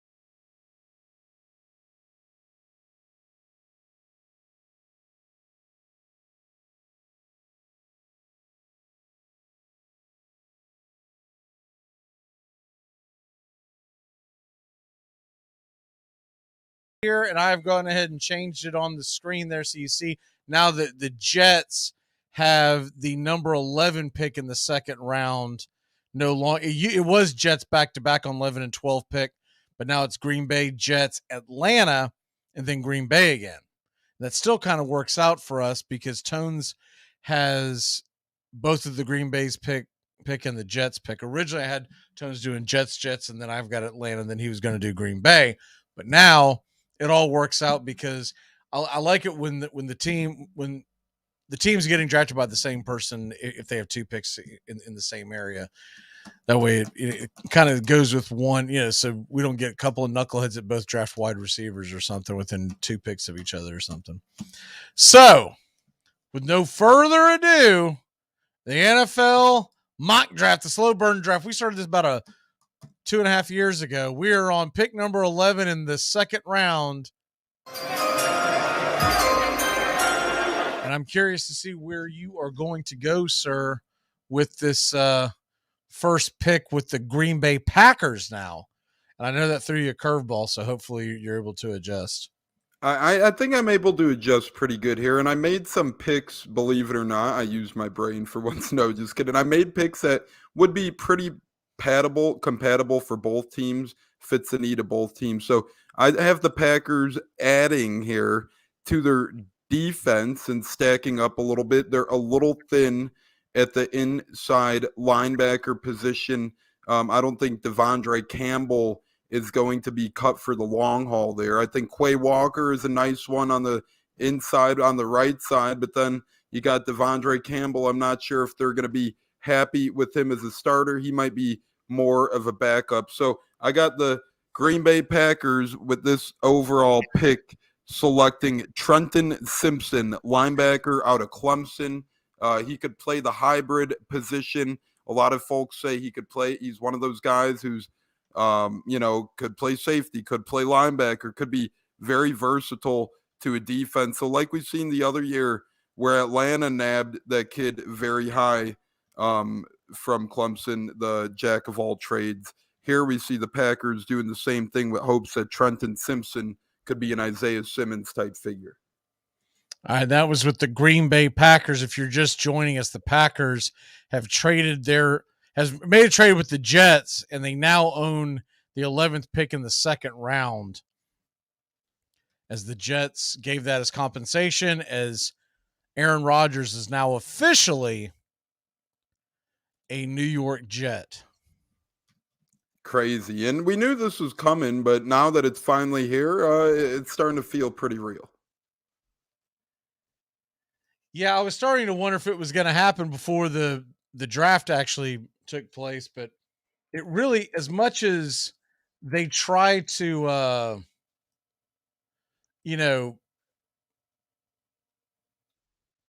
that up, as much as they try to play hardball, it was going to really hurt more than anyone else. It was going to hurt the Packers if they didn't get this trade done by Thursday. And, the other thing I would love to know, of course, we'll probably never hear this until the dust is settled years and years later, but I would love to know, what were they trying to get? Because I think that's a pretty fair trade across the board. I think it's pretty fair as well. I will say this. I like it a lot for the Jets because this is I like it for both sides. I think the Jets get great value. I'm sure at first there were maybe talks that they would maybe just get Aaron Rodgers, but the fact you get some draft picks back with Aaron Rodgers, I know you got to give up a little more on your end now, but man, I think that's a decent trade all around, but I do like the return for the Jets. So to clean it up real quick, because I don't have it in front of me, they're going to swap picks in the first round.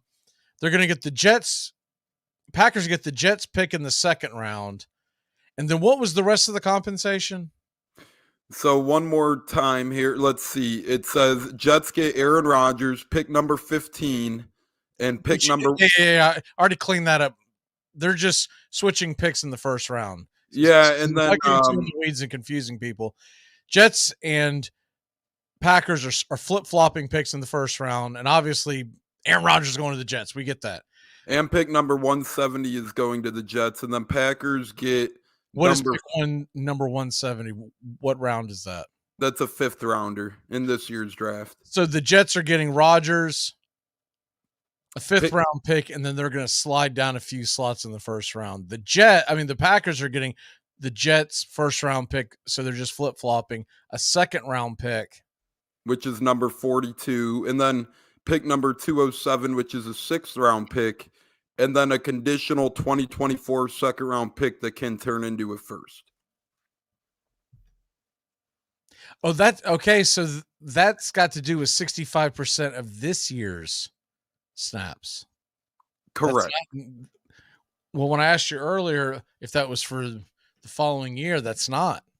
Yeah, it wasn't really clear, but now it seems like, let's see what Schefter really nails down, because this is Adam Schefter's tweet, and he says, let's see, it sounds like it will be a conditional second round pick. Yeah, it's coming up for this coming season. So if he plays 65% this year. Well, that's interesting.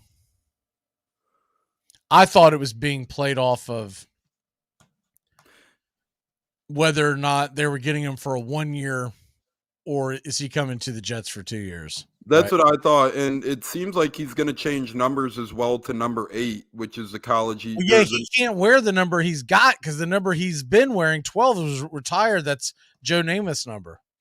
Yeah, and Adam Schefter tweets out, although Hall of Fame quarterback Joe Namath gave Aaron Rodgers his blessing to wear number 12, Aaron Rodgers wants to wear number 8, the number he wore in college at Cal.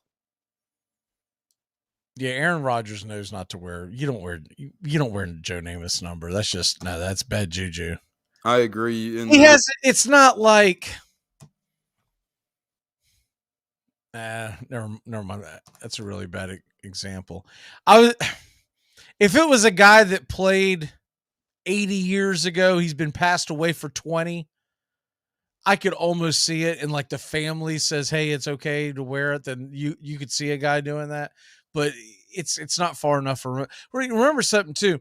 People can tear apart his career all they want. Joe Namath is the only guy to ever win a Super Bowl in a Jets uniform. Mm-hmm. So and it's funny. There was a guy, I heard him talking the other day on a show, and he hit the nail on the head. There was a bunch of Jets jerseys, and one of them was on sale. Elijah Moore's number was on sale. It was like, I don't know, 25%. It was like, so it's like 75% off. Mm-hmm. And he told his son, get it. He goes, why don't I want Elijah Moore's number? He said, because it's number 8, and that's probably what Rodgers is going to wear, and we'll just take it down to some friend of theirs or whatever and get the name changed. Boom! He got it, baby. That's genius. And regardless, that's genius. I mean, regardless, even though, odds are you probably don't want an Elijah Moore, but worst case scenario, you get yourself a cheap Jets jersey. Yeah, I personally wouldn't know how to do that without like breaking out duct tape and some cardboard. And you could tell Pete Prisco thought like I did originally, because he goes, so if Rodgers plays one season, plays entire season, and then quits, the Jets give up a second and a first to rent him.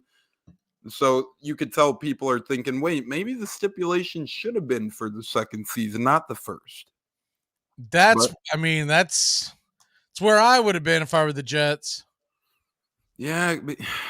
I mean, a guy like Rodgers, you know as well as anyone, McGee, if things go south this year in New York, he's gone next year. I would even have said, hey, I'll tell you what, if he plays 50% of the snaps in 2024, I'll give you a 1. Yeah. Because if he plays well enough, that 1's damn near a 2 anyways. Yeah, I agree. Maybe that's how they're looking at it, is if he plays well enough, that second round pick in 24 is basically a 3. Right. But I believe that he's going to play 2 years in New York as much as I believe Marcell Ozuna is going to go 4 for 4 tonight with 3 RBIs and 2 dingers. So you're saying there's a chance? I'm saying there's no chance. No. I got to see it to believe it. Mm-hmm. I think he's all caught up in the yay, I'm going to New York. But is he going to get along with New York media? Because he's a prima donna of the highest hour. All right, we got to get into this cram session, my guy. As I know I put a lot on you. The pick is in and Tones is on it. With the next pick, and this one not to be confused with anything else, is actually the New York Jets pick. So with the New York Jets selection in round 2, pick number 12 in round 2, I'm going with the new tight end. I'm going with the little weapon for Mr. Aaron Rodgers. I'm going with Sir Dalton Kincaid, tight end out of Utah. And I like this pick for the Jets. This guy had a mammoth game against USC, put up Travis Kelce-like numbers, and really inserted himself on the map there. I mean, when you explode for almost 200 yards in a college game, a couple of tutties when you go to Utah, odds are you're going to make a lot of people eyes light up, and that's exactly what Dalton Kincaid did, and I think Aaron Rodgers is very happy for the Jets to draft him. One of the best, if not the best tight end entering this year's draft. Dalton Kincaid. All right. The big man from Utah, and this guy really caught the eyes. Like I said, against USC, he exploded onto the scene, and that's really where he took off in the upcoming draft. All right, so Dalton Kincaid heading to New York. To partner with Rodgers. I almost wonder, I'm going to throw a scenario at you. I almost wonder if what held this up was the Packers thinking they were going to get both of the second-round picks. Yeah, and that could be because maybe they would have equaled that value as equal to a first-round pick, which at one point they were seeking then. A straight first-round pick. Yeah, I could see it happening, and something was holding this up where it took this damn long, I guess is where I'm getting at. Because I feel like this took way too long for what little was given back on both ends. Yeah, I think it took it was a month ago. And it was already reported, right, that it was probably going to be done as well. So really something had to fall apart in a hurry, and then both sides pretty much knew, well, we got to make this happen, or else Packers would be stuck with Rodgers and the Jets would be stuck with, well, Zach Wilson. Absolutely. Okay, so Dalton Kincaid from Utah, and now we go to... Oh, I keep taking my glasses off. I can't see what I'm doing without it. The pick is in for the Atlanta Falcons. And I'm looking at the Falcons here.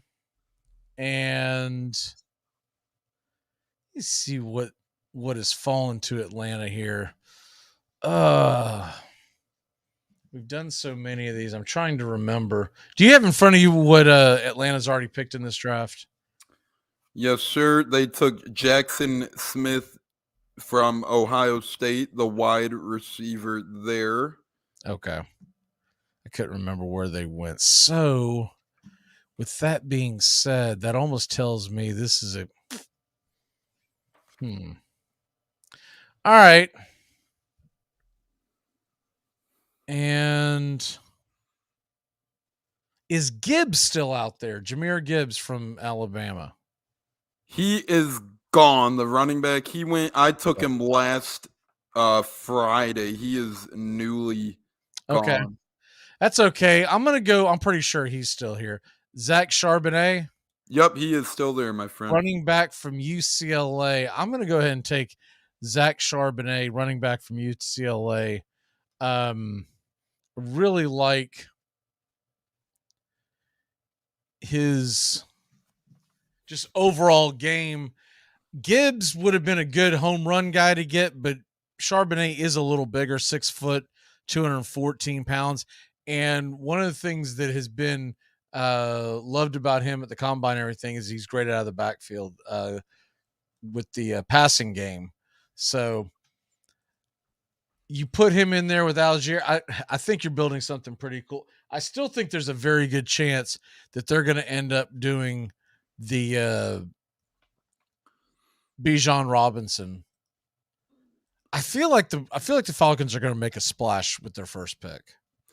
I could see that. And Bijan Robinson has been labeled by some, not all, but some, as a generational talent. But I think an Algier, Patterson, and Charbonnet backfield would be incredible too. So I don't think you could go wrong there. Algier had a nice little rookie season last year. But if Bijan lives up to the hype, that would be a game changer in the first round. All right, so the next pick is in, and that is you with the Green Bay Packers, right? No, wait a minute. Did that one move? Nope, this is again Green Bay now. Yes, sir. So with the first one was the Jets to Green Bay. This one is actually Green Bay's, and it's staying with Green Bay. Okay. So you got the Green Bay Packers, 14th overall or 14th pick in the second round, which is number 45 because there were only 31 picks this year in the first round. This is one of those tongue twisters, right? Between Jets, Packers, a trade that just happened. We're alternating draft picks here. The Jets had so many close second-round picks back-to-back together. But, yes, the Packers here. I had the Jets taking a tight end last time. I got the Packers doing the same thing this time. When you look at the Packers depth chart, there is just little to be had in that tight end room. They tried taking a mid-round one and Jace Sternberg a couple years back. Well, he's already off the Packers for a couple of seasons now. Mercedes Lewis, longtime veteran tight end there. He is now in New York. So the Packers' current tight ends on their depth chart are Josiah DeGuara, Tyler Davis, Austin Allen, and Nick Guggemos. For that reason, I'm going tight end, and I'm going with the big target here, Sam Laporta, tight end from Iowa. Anytime you draft a tight end from Iowa, look at Hawkinson, look at Scott Chandler, Dallas Clark, Noah Fant, George Kittle. They have the potential, and here I think Sam Laporta lies the same potential. Last year, with pretty much one of the worst quarterbacks in the country for a D1 college we've seen, he still put up really productive numbers. I think Jordan Love and the Green Bay Packers find themselves a very good young tight end here you could build a rapport with. All right, I like it. Give me a second. I'm having to look. I've got that list you see in front of you. I have a secondary list because the problem is I can't scroll up and down my list to check where everyone is. I didn't think about this because we're sharing it on the screen. So big flaw in my what I'm doing here with my draft. Okay, so New England Patriots, they went with Jones, offensive tackle from Georgia, with the 14th overall pick. Mm-hmm. And what I'm trying to figure out is I don't think he's a Patriots type of guy. Let me see what their main needs this year, the Patriots, is, I mean, honestly, what they really need is a wide receiver because they lost Myers to free agency, a cornerback, or an edge rusher. That's what we're really looking at here. You know the next thing that they need to add when it comes to this? When you're doing these mock drafts, they need to have a cheat sheet that every time you take a guy out, like, you can remove him. Yeah. Almost like a real draft, but ones for mock drafts. Because mock drafts are getting so popular now, and people love playing around with them. They really ought to think about that. Correct. And I think that'd be a great idea. Hey, maybe me and you should edit that part out. And no, I'm kidding. I had near the technological skills to be able to pull something like that off. I would say, let's do it. Something tells me I've got enough. I've got 9 monitors in here trying to run a radio show. Something tells me I had one more thing to this plate, and we're going to start a small forest fire. Smokey the Bear is going to show up in my backyard going, what are you doing down there, bud? No Braves country today. We're fighting fires, fellas. Fighting fires down here in Braves country. We're alive. Okay, so all right, so the way I've got this lined up here is I really think they need I just feel like that they got to go wide receiver here. I really do. What I was trying to figure out, Cedric Tillman, is he still there? I believe he is. I have not seen his name yet. I don't think he's gone either. He's not gone. He's 6'3", 213 pounds, wide receiver out of Tennessee. And he seems like a New England Patriot guy. The other Tennessee wide receiver went Hyatt, but not Tillman. Right. I knew that, but I couldn't remember if so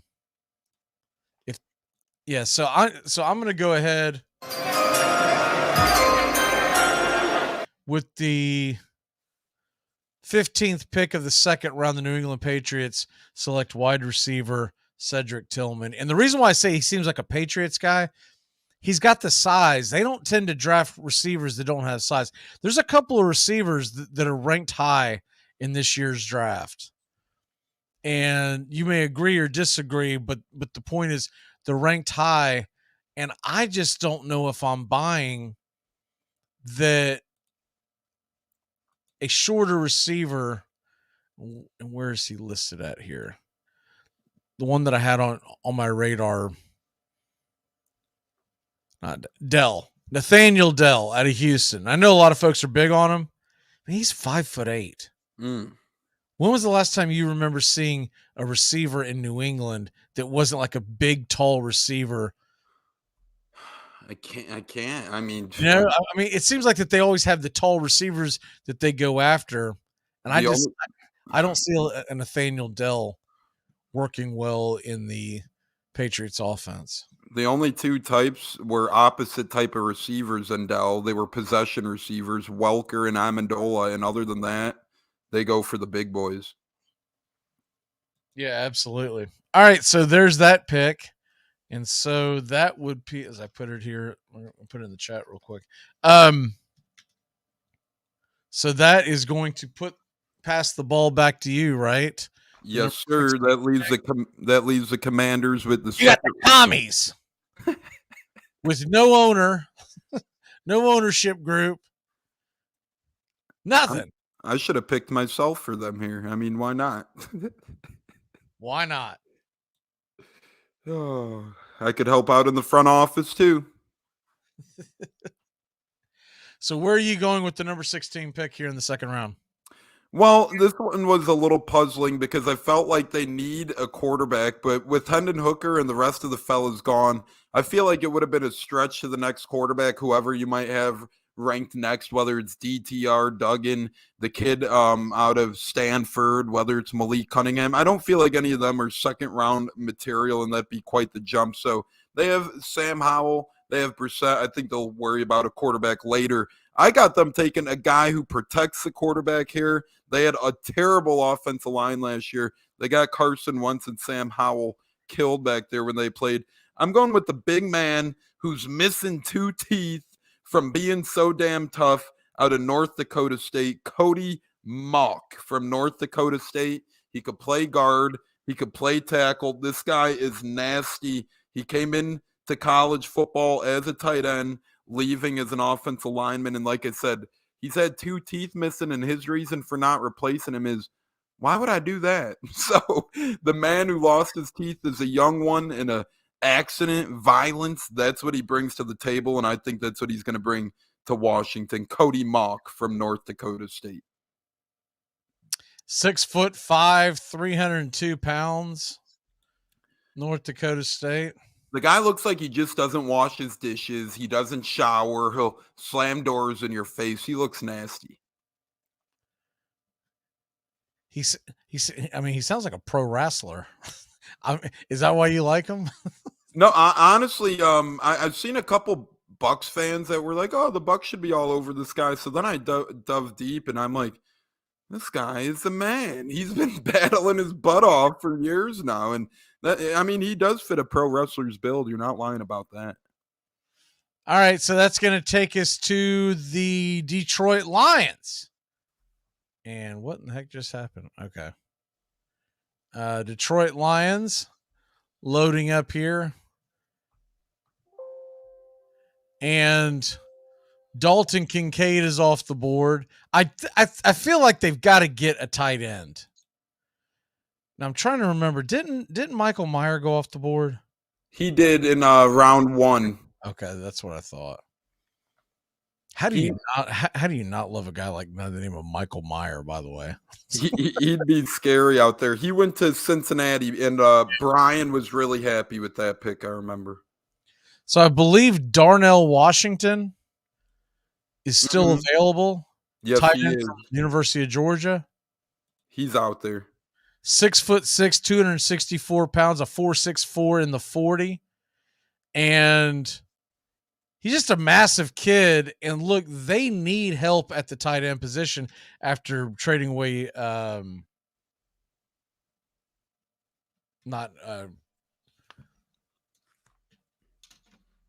TJ. What TJ Hawkinson. Yeah, sorry, I just drew a blank here.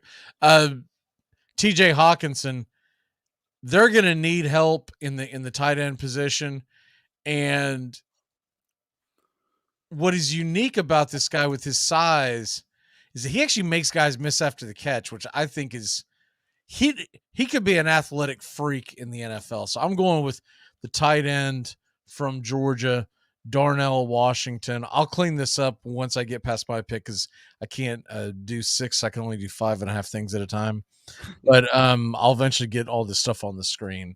But I'm just trying to jot it down as we go. So I also did a terrible job and gave myself the number 18 pick because I was trying not to give you too many picks. So try to.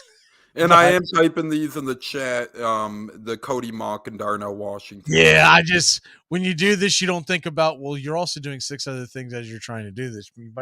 It's one of the reasons why I normally have very few picks, but bit off more than I can chew today. All right, so the Pittsburgh Steelers. Let's see what we got going on here. So the Pittsburgh Steelers, it was Porter, wasn't it, in the first round? Yeah, Porter. Yup, Joey Porter Jr. So you got your linebacker there. I really think. And they drafted an O tackle with the first pick in the second round, Broderick Jones. Right.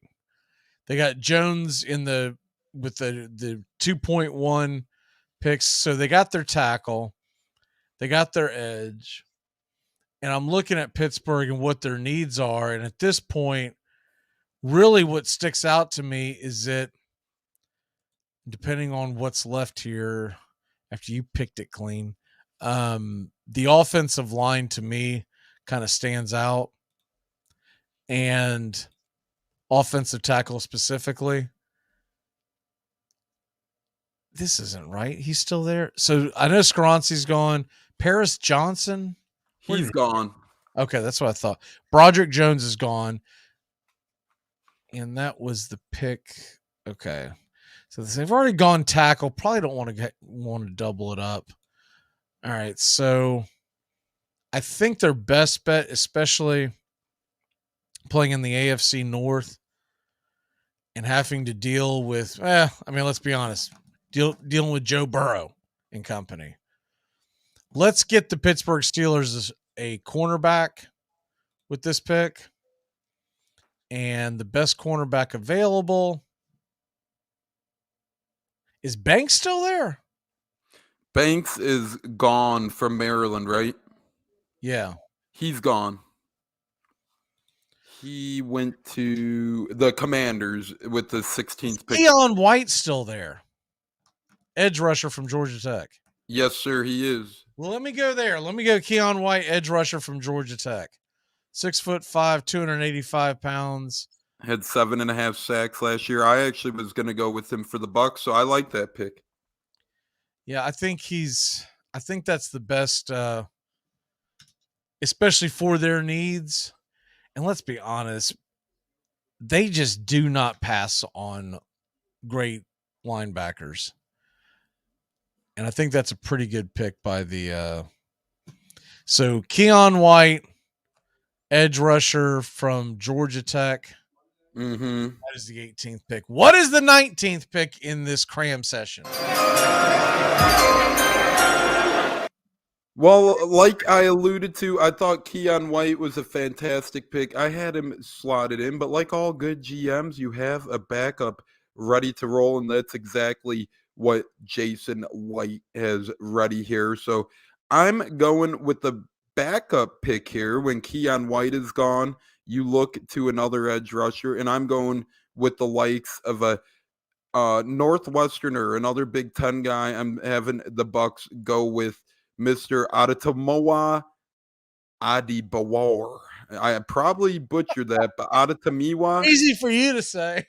Adibawar. So yeah, that one is a toughie, but this kid's a big guy, a little over 6'2", 282 pounds, comes in with really good hand, good tackling skills. He could play D-line or he could play edge. So he could really be one of those dudes for the Buccaneers who is pretty versatile over there. So in 2022, he played in 12 games and 712 snaps. He had a lot of tackles, a lot of stops, 31 pressures and 6 sacks as a pass rusher. I think he could be really effective once again from Northwestern, the D lineman / edge rusher, Adetomiwa Adibawar from Northwestern. Every time you say it, it sounds different. It's hard, man. I don't have one of those. Well, usually they give you a little help on this website, but this one, you know what the GM's going to say who drafts him, right, as they hand the pick in? We want that guy. Just bring us that guy, please. Hey, it was either him or Felix Enudike Uzama. So that is wow. That is wild. I need a glass of water after this one. Oh, okay. So there you have that. It's about time to start looking at tonight's games. I'm going to update this stuff as we go along. I'll have to get caught up here in the chat as we go on. Say his name one more time. If you want me to, I really will. That man from Northwestern is Adetomiwa Adibawar. You said his name 6 different ways in 3 attempts. Adetomiwa Adibawar. Oh my god!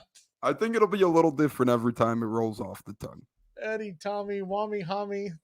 Tommy Bahama. Let's go with that. I've noticed that you haven't even typed his name in the chat yet. Well, it's, I think it auto-corrected 18 different things the first time I tried to type it in. Get it into the chat and I'll give you a good nickname for him. Yeah, I'm putting it in right now. Brian Cook chimes in. Maybe he could help us spell a little bit. All right. All right. Uploading into the chat. All right. So to recap, Tones drafted the alphabet for number 19 to the your worst nightmares if he actually goes there. Yeah, that would be because he's gonna be playing for your team. I would just say, come on, Double A. I'd nickname him Double A. All right.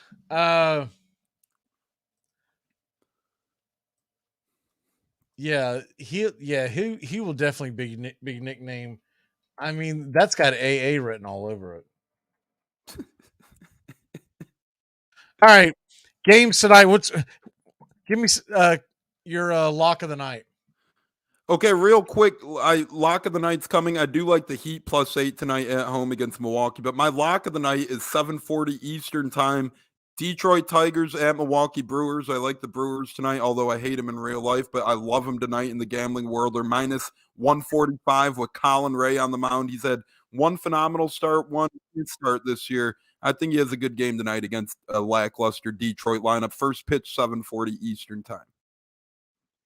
And I don't have it in here. Who did you take for the number 14 pick? You never put that in the draft. Sam Laporta, the tight end out of Iowa.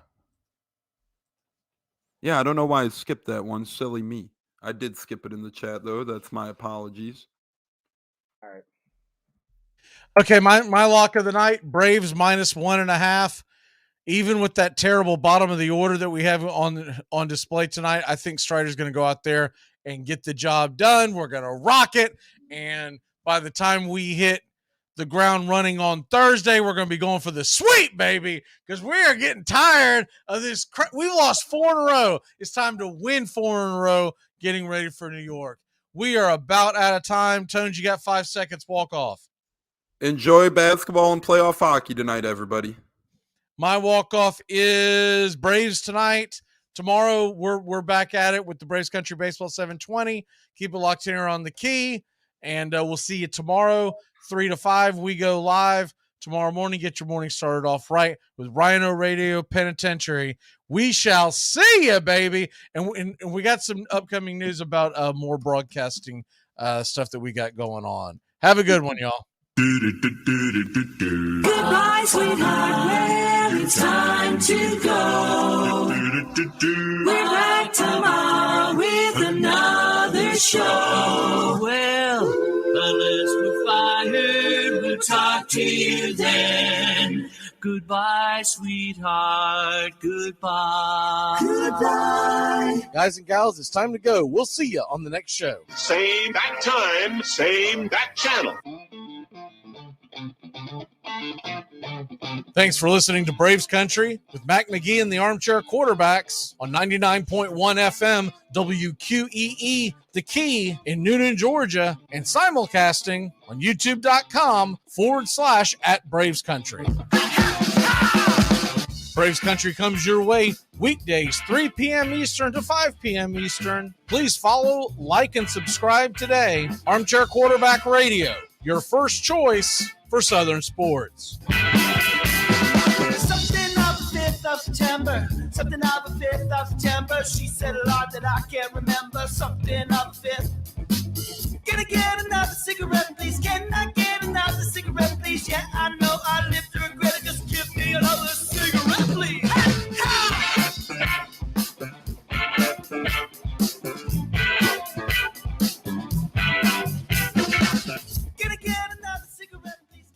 You're listening to WQEE 99.1 FM, The Key in Noonan, Georgia. Are you looking for a reliable dental practice that not only cares about your teeth, but is friendly to work with? How about one that offers great deals and new patient